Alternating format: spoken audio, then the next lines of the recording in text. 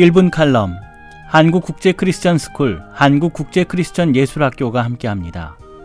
말씀에는 유용국 목사님입니다. 예전에는 청소년들과 어린이들이 성령님을 체험하고 복음을 들을 수 있는 환경들이 교회에 많았습니다.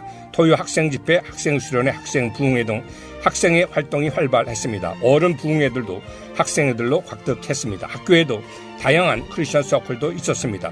미션 스쿨은 매주 성경 공부와 예배를 의무적으로 모든 학생이 드렸습니다. 그러나 지금은 어떠합니까? 학교는 말할 것도 없고 대부분의 교회도 안타깝게도 이러한 환경이 있지 않습니다. 하나님은 지금도 부흥을 계획하시고 바라십니다. 시대마다 새로운 방법으로 복음을 전파하시고 예수님의 제도를 통해서 부흥을 이루어가십니다. 이 시대는 교육의 시대, 좀 더 실제적으로 말하면 교육 전쟁의 시대입니다. 교회는 교육을 충실히 담당해야 합니다. 크리스천 학교 설립과 운영은 이 시대 하나님이 사용하시는 도구입니다. 크리스천 학교는 복음과 예수님의 제자들로 교육하는 환경과 커리큘럼을 가지고 있기 때문입니다. 학생들이 유학에서 실패하는 첫 번째 이유는 언어 준비 없이 유학하는 것입니다. 영어를 자기 언어화하는데 평균 7년의 시간이 걸린다고 합니다. 수업에서 자유롭게 듣고 이해하는데 7년이란 기간이 필요한 것입니다. 물론 학년에 따라 기간 차이가 있을 수 있습니다.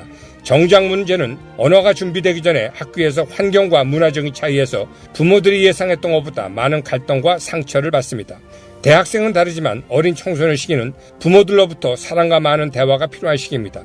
이러한 시기에 영어는 배우지만 영어가 준비되기 전에는 대화의 부족으로 마음의 상처로 가득한 인성을 가지게 됩니다.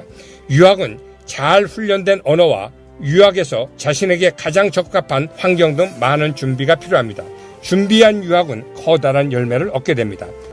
크리스천 학교는 어느 특정한 교회 사역이 아닙니다. 모든 교회의 사역입니다. 그래서 미국의 대부분의 크리스천 학교 교육은 교회가 담당하고 있습니다. 예수님은 세상에서 3가지 사역을 하셨습니다.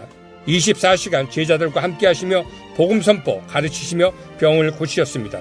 예수님의 가르치심은 주일과 수요일만이 아닙니다.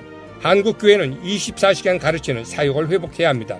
선데이 스쿨만이 아니라 데이 스쿨, 매일 가르치는 크리스천 학교 교육입니다. 다시 강조합니다. 크리스천 학교 하면 마치 가르치는 사명과 은사만 가지고 있는 교회만의 사역으로 오해합니다. 우리 교회와 관련이 없다고 생각하고 관심을 두지 않습니다. 이는 잘못된 교회론입니다. 교육은 가르치는 은사자들에게 담당시키는 것은 당연합니다. 그러나 교회는 이러한 가르치는 은사자들을 세워서 크리스천 학교를 운영하는 것이 성경적인 교회입니다. 요즘은 혼자 하는 것이 유행입니다. 혼자 밥 먹고 자신을 무엇보다 중요시하는 포스트 모더니즘 시대입니다. 포스트 모더니즘은 절대자 하나님을 인정하지 않는 시대입니다. 교회 안에도 혼자 기도, 혼자 인터넷을 통해 예배합니다. 이는 교회의 일부입니다. 교회는 예수님을 주로 고백한 믿음의 공동체입니다. 공동체이기에 함께 기도하고 함께 말씀을 나누고 함께 음신하며 함께 선교하기에 믿음의 공동체입니다. 예수님이 머리가 되어서 함께 합하여 하나님의 섭리와 나라를 확장해가는 것입니다. 교회는 함께 은사를 나누고 시간을 나누고 헌신과 교회를 나누는 곳입니다. 오순절의 부흥도 함께 기도할 때 일어났습니다. 잠언 15장은 의논이 없으면 경영이 무너지고 지략이 많으면 경영이 성립하느냐고 말씀합니다. 교회는 함께 예수님을 머리로 지체의 역할로 하나님의 나라를 이뤄갑니다. 교회는 함께 하는 것입니다. 하나님의 자녀들은 은혜 없이 한순간도 살아갈 수 없습니다. 세상에서 승리할 수 없습니다. 저는 믿음 안에서 어려서부터 존경하는 분 중에 한 전도사님이 있습니다. 믿음이 너무 좋아서 항상 은혜 안에 살면서 승리할 것만 같은 분이십니다. 믿음이 그렇게 좋은 전도사님도 이렇게 고백하셨습니다. 하나님의 은혜가 한순간이라도 떠나지 않게 해달라고 기도한다고 하셨습니다. 네, 그렇습니다. 위대한 왕 다윗도, 지도자 모세도, 지혜의 왕 솔로몬도, 믿음의 주상 아브라함도 하나님의 은혜를 떠났을 때 하나님 앞에서 죄를 지었습니다. 로마서는 평강의 하나님께서 속히 사탄을 너희 발 아래 상하게 하시리라. 우리 주 예수의 은혜가 너에게 있을지어라고 말씀하고 있습니다. 우리는 예수님의 은혜 없이는 살아갈 수가 없습니다. 은혜의 고백과 기도, 간구로 승리할 수 있습니다.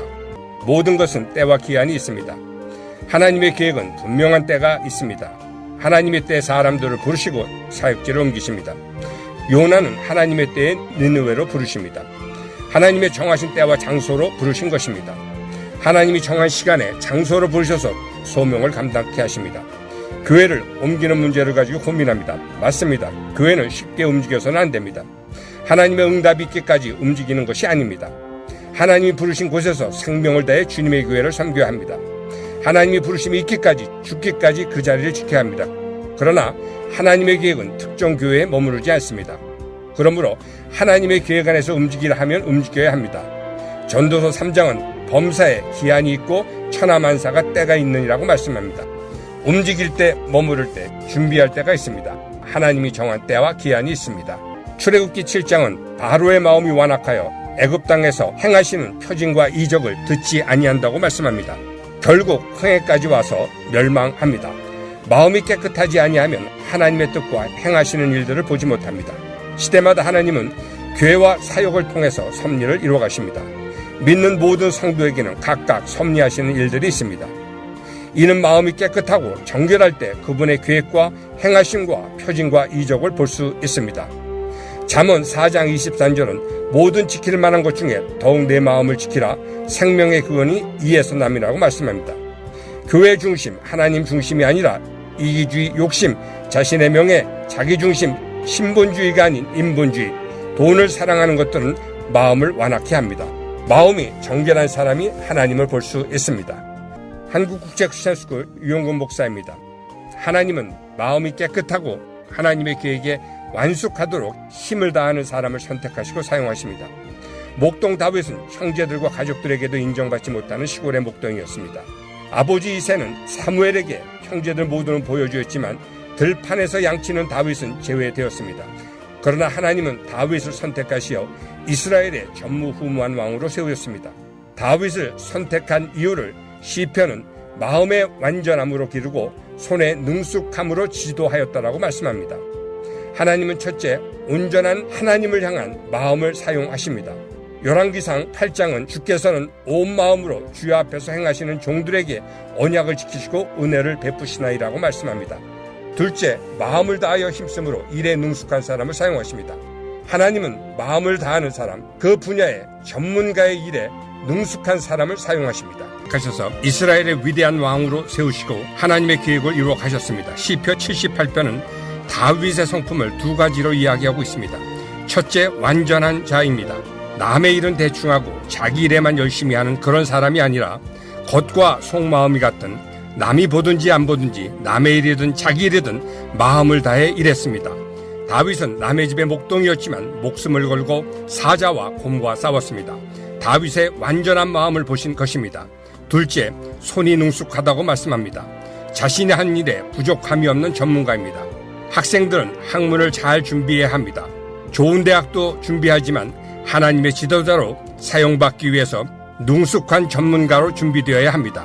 하나님은 마음이 준비된 자, 일에 능숙한 자를 선택하여 사용하십니다. 1분 칼럼.